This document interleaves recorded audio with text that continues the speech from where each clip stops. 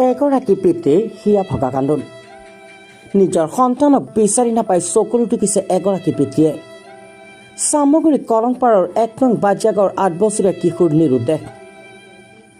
যোৱা এমাহ ধৰি নিৰুদ্দেশ হৈ আছে কলংপাৰৰ হজৰত আলী পুত্ৰৰ সন্তান মফিদুল ইছলাম। অতি দৰিদ্ৰ পিতৃয়ে কেনেবাকে দিন হাজিৰা কৰি পৰিয়াল পোহপাল দি আহিছিল। নিজৰ পুত্ৰ সন্তানটো নিৰুদ্দেশ হোৱাৰ পিছৰে পৰা চিন্তিত হৈ পৰিছে পিতৃ।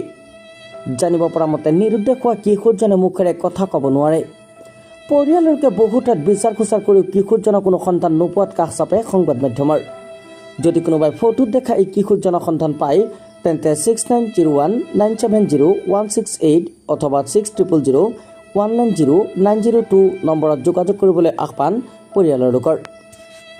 মানে মোৰ ল'ৰাটো ঈদৰ পিছদিনাখন দেওবাৰে আবেলি ৩টামান বজাত সি ঘৰৰ পৰা নাইকিয়া হৈ গ'ল। তাক বহুত দিন বিচাৰি আছো, ১ মাহমান হৈয়ে গ'ল। মই বিচাৰিছো, পোৱা নাই। এতিয়া যদি আপোনালোকে যদি ক'তবা পাই থাকে মোৰ ল'ৰাটোক মোক দি দিব। মোৰ নাম হজৰত আলী। ইয়াত সুধিলেই বাজিয়াগাঁও কলংপাৰত যদি সোধে আপোনালোকে মোৰ নাম সুধিলেই পাই যাব। ল'ৰাটোৰ নাম মফিদুল। ঘৰটো হ'ল কলংপাৰ ১ নম্বৰ ৱাৰ্ডত। হেৰাই গ'ল আপোনাৰ ১ মাহ হৈয়ে গ'ল। যদি কোনোবাই দেখা পায় তেতিয়া মোৰ ল'ৰাটোক অটকাই পেলাই লাগিলে মোক নম্বৰ দি দিব। নম্বৰত আপোনালোকে জাননী দিব, মই যাম।